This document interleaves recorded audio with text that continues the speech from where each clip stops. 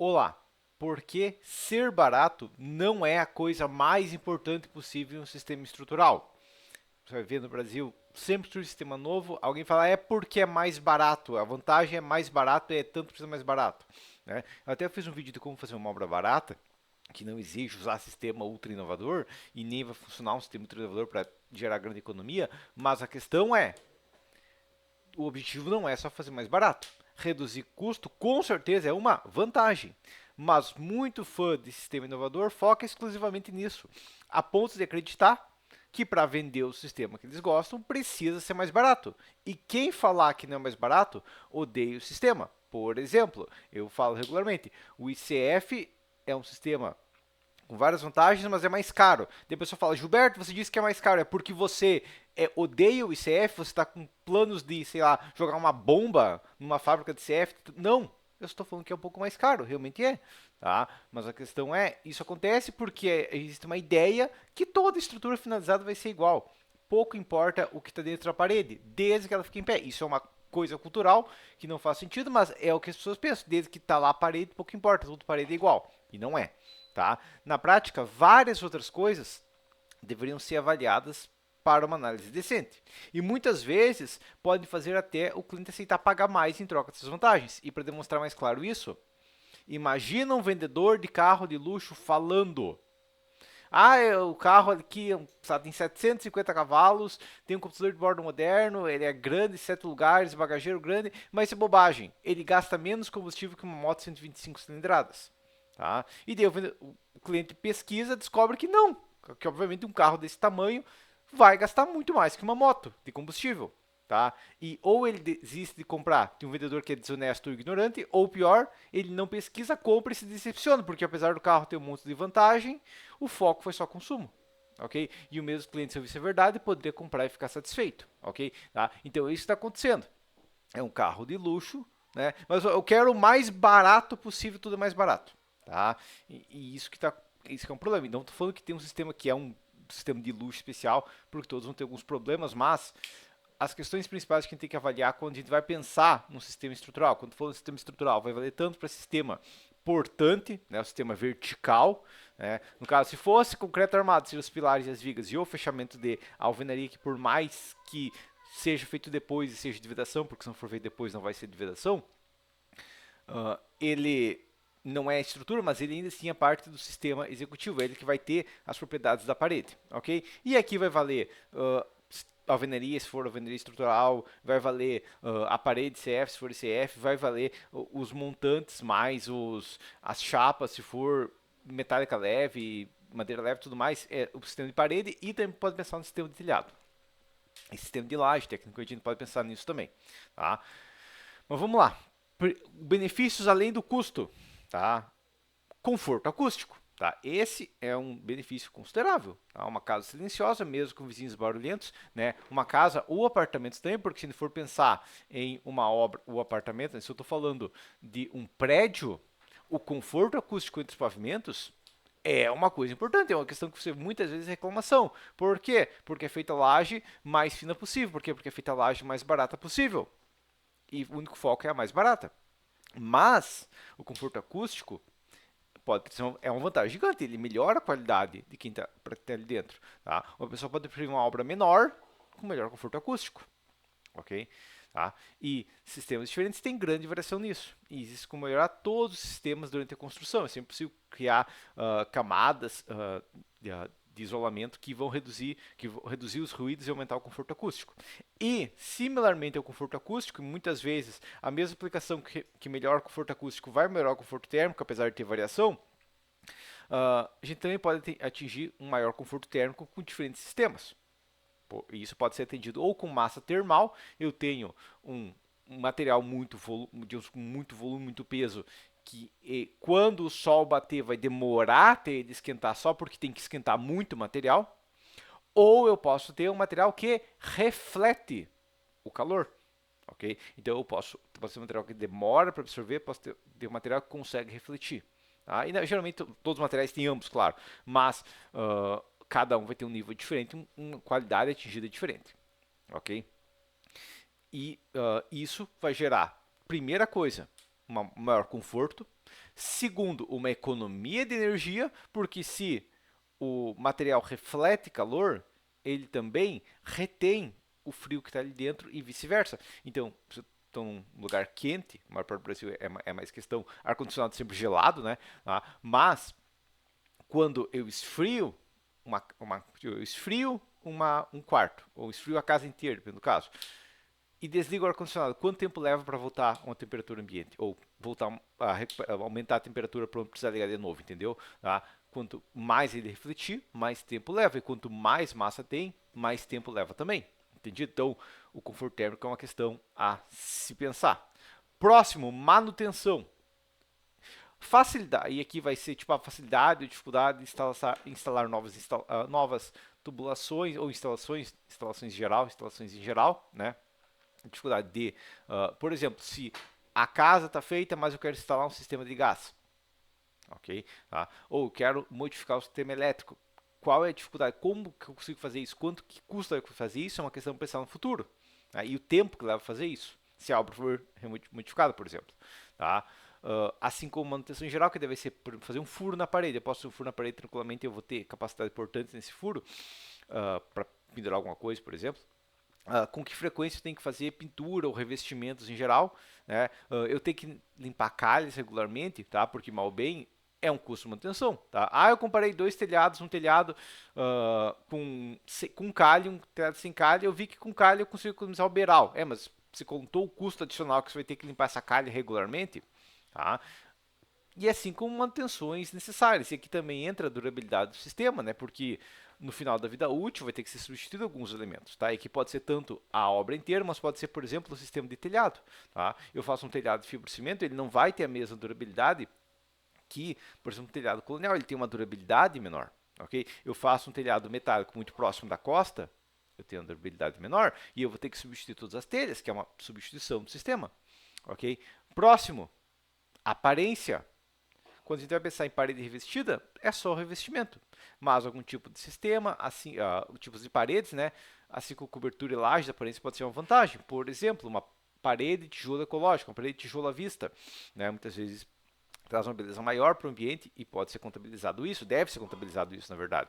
Tá? Um telhado, todos os telhados têm mesmo. Não, os telhados têm uma qualidade estética maior, ok? Tá? E até mesmo uma laje. Se for fazer uma laje que não vai ser rebocada, uma laje maciça vai trazer uma aparência mais agradável do que uma laje treliçada, porque fica vendo as vigotas e tudo mais, ok? E o enchimento. Tá? Próximo, resistência a desastres naturais. Tá? Atualmente, no Rio Grande do Sul, está tendo desastres naturais pesados, tá? Quando estou gravando esse vídeo, tá? Mas a gente tem que pensar em várias coisas de sistemas e problemas que podem ter. Né? Apesar de raro, é um risco. Tá? Por exemplo, na minha cidade não tem esse problema, mas várias cidades próximas da minha estão tendo. Né? E claro, cada desastre natural terá efeitos radicalmente diferentes.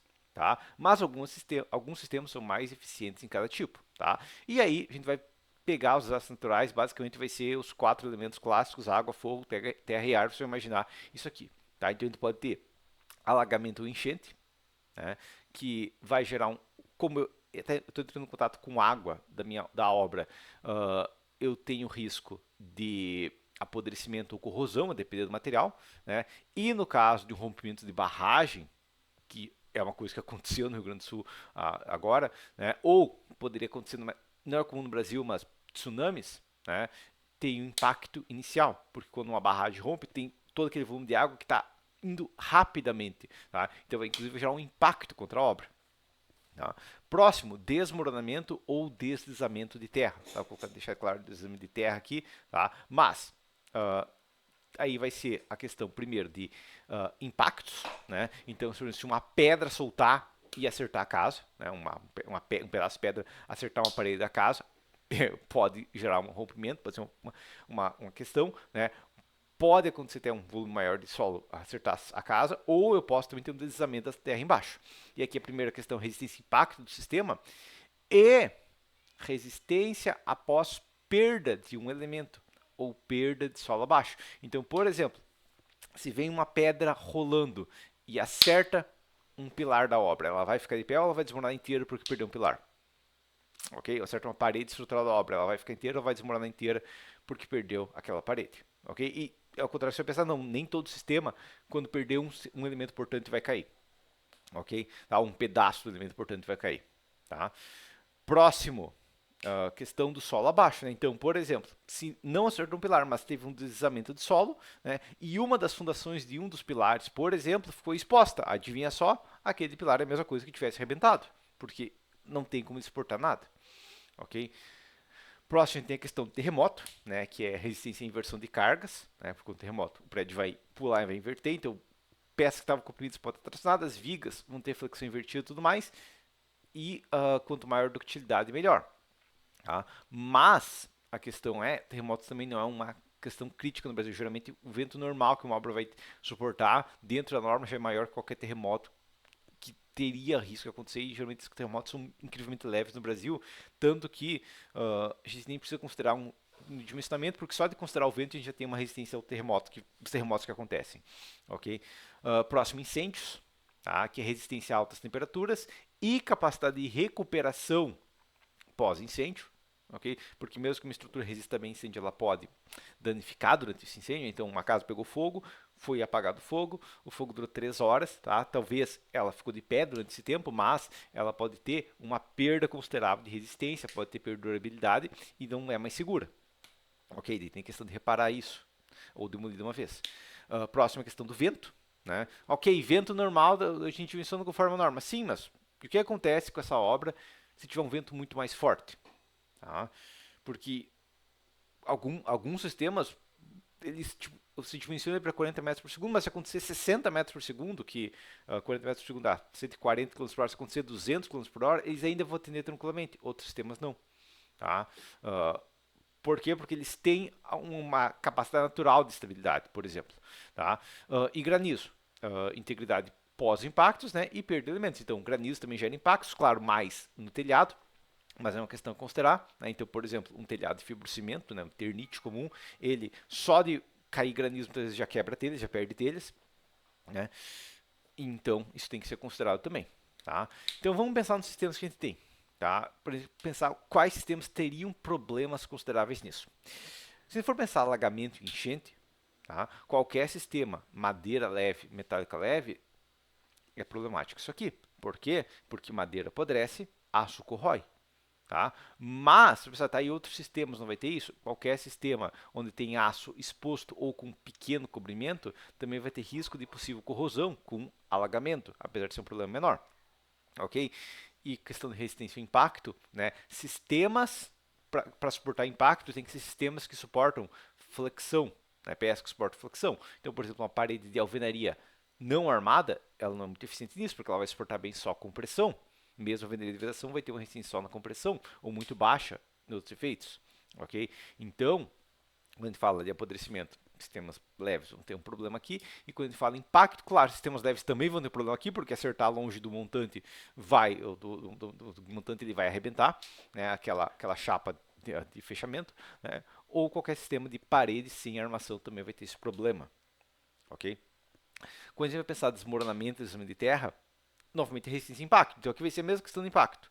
Tá? Mas, quando a gente perde um elemento, por exemplo, qualquer sistema de pilar e viga, se tirar um elemento, acertou um pilar, tirou um pilar da obra, a obra inteira vai colapsar em pouco tempo.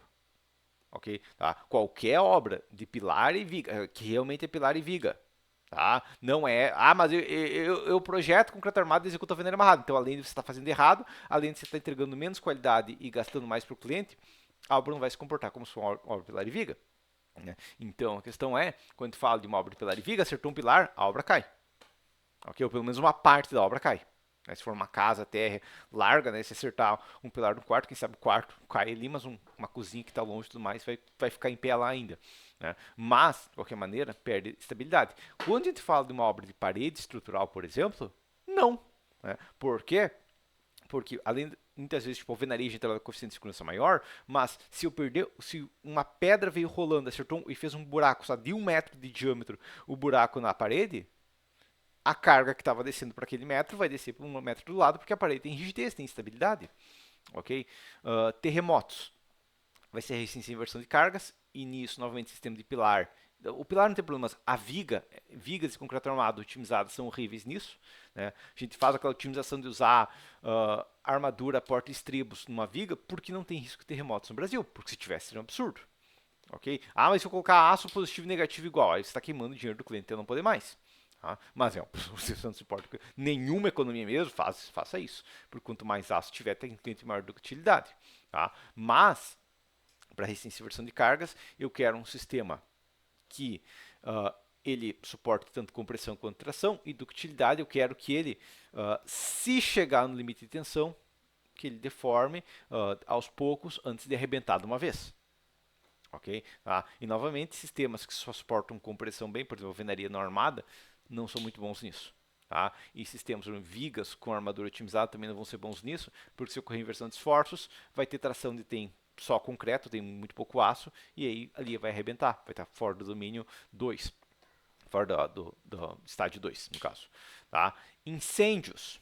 Tá? Incêndio, eu quero ou um material que não queime, ok? Tá? Ou que não perca resistência com calor. Claro, todo material, uma hora ele vai perder resistência com calor. Tá? Mas a questão é, com 200 graus ele ainda tem boa parte de resistência, com 300 graus ele ainda tem boa parte de resistência, entendido? Essa que é a questão. Porque quando chegar na temperatura, claro, vai desmoronar igual.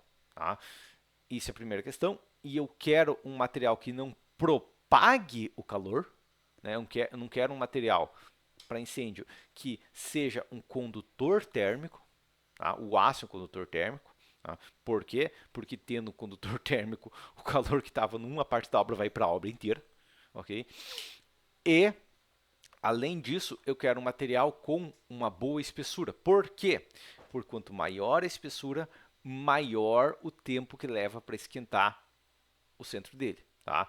Então, a gente vai pensar numa obra de alvenaria estrutural, por exemplo, né, uma parede de alvenaria de 19 vai ter uma durabilidade ao fogo muito maior que uma parede de alvenaria de 9. Ok? E uma parede de 14 é maior que 9, tudo mais, quanto maior a espessura, mais eficiente. Ok? E uma obra que usa materiais que não perdem tanto a resistência com fogo vai ser mais segura. Né? E tecnicamente uma obra que tem um fator de segurança maior também vai ser mais segura, né? Então tem uma vantagem da alvenaria aqui, tá? Mas claro, ela pode ser armada para ter uma vantagem maior. Ok? Quando vai pensar novamente em sistema de pilares e vigas, se eu tentar otimizar o cobrimento, que é algo essencial para que eu consiga uma obra econômica, né, minimizar o cobrimento, eu estou perdendo resistência ao fogo, porque o aço vai começar a esquentar muito mais cedo. Quanto mais para dentro está o aço, maior a resistência à corrosão dele. Ok? Tá? E quando você pensa em um sistema de parede de concreto também, mesma coisa, o aço vai estar bem no meio, ele vai ter um cobrimento gigante. Parede de concreto de 10 vai ter 4,5, 5 de cobrimento quase, né? Vai ficar bem no meio, então vai ficar quase 5 centímetros de cobrimento da malha. Então tem uma resistência gigante. Tá? Quando eu penso em CF, tecnicamente sim, só que o problema de CF é que o isopor vai derreter rapidamente. Né? Então, se eu tinha uma obra de CF e ocorreu um incêndio, ela virou uma obra de parede de concreto sem o EPS.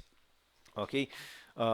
Vento é integridade e segurança. Tá? Novamente, sistemas de pilares e vigas são um lixo para isso. Por quê? Porque são todas peças otimizadas, né, que tem que suportar toda a flexão horizontal, todas as cargas horizontais por flexão dos elementos. Okay? Já um sistema de parede estrutural vai suportar por paredes que tem uma inércia muito maior que um pilar, que uma viga. Okay? Então, consequentemente, ele tem uma estabilidade muito maior. Tem uma piada que eu tinha postado, um meme que eu tinha postado no Instagram faz um tempo, né, que é o quê? Que é uma obra de concreto armado, tem um núcleo rígido, né, e uma obra de pilares e vigas de concreto armado tem que colocar um núcleo rígido, que é o quê? É escolher 3 paredes, 2 paredes, 4 paredes da obra para virar portantes. Tá? Enquanto que uma obra de alvenaria estrutural, todas as paredes são estruturais portantes. Então uma obra de parede estrutural é uma obra basicamente que todas as paredes são núcleos rígidos, então elas têm uma rigidez muito maior, tanto que você vai ver muitas vezes fotos, notícias, quando ocorreu furacões nos Estados Unidos, que todas as casas de madeira leve, de metálica leve foram totalmente destruídas, né? E tem uma casa lá de CF bem no meio, tem uma casa de alvenaria de blocos bem no meio inteira. Né? Por quê? Justamente porque, além do peso, é um sistema de parede estrutural muito mais rígido. Ok? E granizo também, né? Mais que na vertical, novamente impactos, novamente perda de elementos, mas mesmo padrão. Ok? Próximo, eficiência energética. tecnicamente a parte térmica lá, de demorar mais tempo para esfriar e esquentar, e economizar energia nisso é uma vantagem, tá? Mas iluminação natural, por exemplo, se eu não precisar gastar tanta iluminação, gera uma economia a longo prazo, né?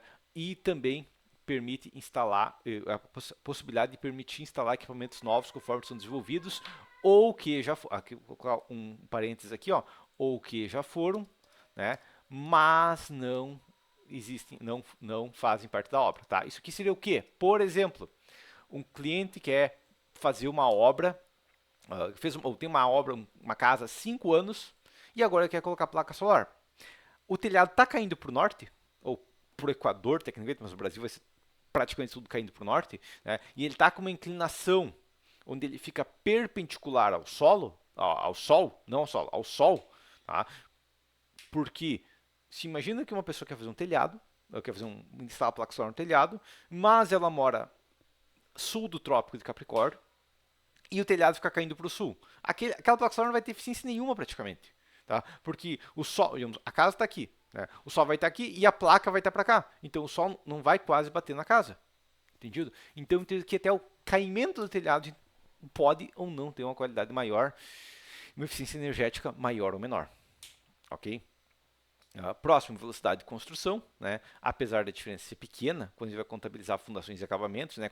Tem um sistema que faz casa em uma semana, não tem não. Né? Tem sistema que faz as paredes da obra em uma semana, no máximo, ok? Ainda vai ter todos os acabamentos depois, e teve toda a fundação antes, né? Mas alguns sistemas trazem um pouco de vantagem. Tá? E aqui também inclui a compatibilidade das instalações hidrossanitárias e elétricas. Então, por exemplo, eu tenho um sistema rápido, inovador, tudo mais, constrói uma casa que na verdade só as paredes em 4 dias, por exemplo, e depois desses 4 dias eu vou ter que fazer tubulação hidráulica elétrica, ou essa tubulação já foi passada antes dentro do sistema, ou eu vou ter que arrebentar uma parede para conseguir fazer isso, como que vai ser feito? Entendido? Tem que fazer cortes, mas para fazer essas instalações isso tem que ser pensado e é parte do tempo da obra. Próxima questão é permitir mudanças e reformas. Okay?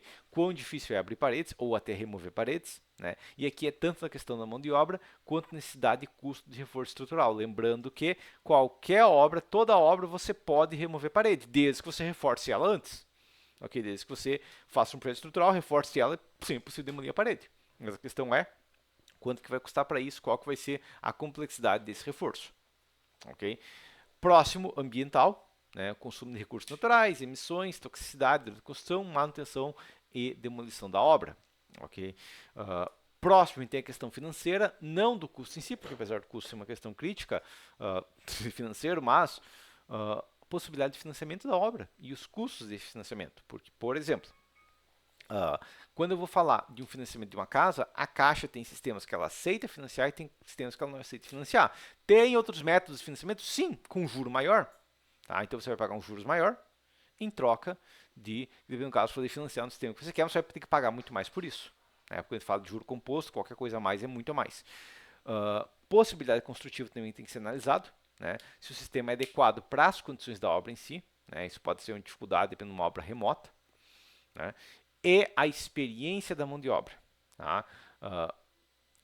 Ao fazer um sistema inovador, você tem que contratar uma equipe que já tem experiência com esse sistema inovador, que é muito mais difícil porque ele é inovador. Se você contratar uma equipe nova, é muito mais fácil essa equipe cometer erros.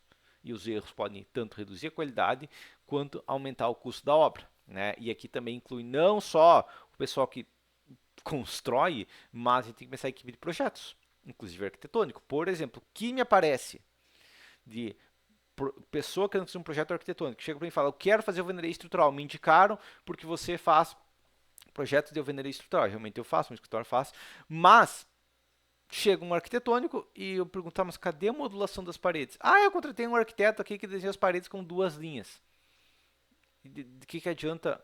Tem que modificar todo o arquitetônico para encaixar uma alvenaria estrutural econômica. Claro, dá para encher de bloco compensador? Dá, se você não exporta o custo. Mas se você quer economia, tem que ter uma adaptação do arquitetônico. Tem arquitetos, na verdade, qualquer arquiteto decente que tem noção de estruturas, quando você chega para ele, você fala, você não precisa esconder isso do arquiteto.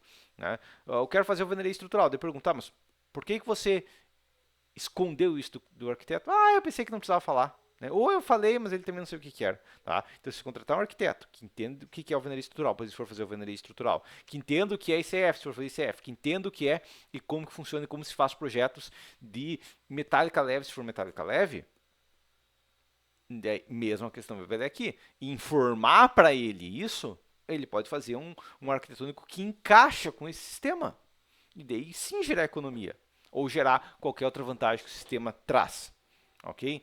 E também vai valer o projeto estrutural, por motivos óbvios, e claro, o engenheiro que supervisionou ou vai supervisionar, né?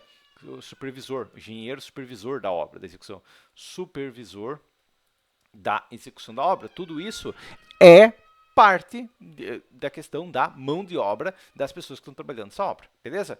E por questão final, né, analisar vantagens de cada sistema estrutural é essencial para entregar qualidade ao cliente. E para isso é necessário saber como cada sistema funciona, com algo além do custo final, que muitas vezes pode ser mentira de vendedor, né? E ter uma base sólida de sistemas estruturais possíveis e adequados a cada obra. Para reforçar essa base e conseguir o essencial para analisar e entender obras, eu recomendo o meu livro, O Mínimo de Estruturas, que também está disponível como curso. Okay? E nele eu abordo desde a parte de estática, resistência a materiais, concepção estrutural, questão de projetos em geral, fundações, diferentes tipos, inclusive. Semana passada um aluno chegou para mim e falou: Nossa, Gilberto, eu vi na internet, eu achei estaca parafuso, é uma estaca metálica que é furada e fica lá. Eu falei: Sim, já estava no livro. Tá? Tá surgindo hoje no Brasil, mas eu já coloquei por quê? Porque no futuro vai ser uma questão mais comum. Tá? E daí fundações, e daí cada sistema estrutural, alvenaria, concreto, madeira metálica, pré-moldado e outros sistemas derivativos, assim como a parte de detalhamento, execução de obras, beleza? Tá? E o curso também vai ter, o livro vai ter também o curso, e no curso também é abordado todos esses temas, beleza? Mas por enquanto será isso então. Todos os meus livros, todos os meus cursos estão na descrição ali embaixo do vídeo, né? E também na bio do Instagram, e até a próxima para vocês.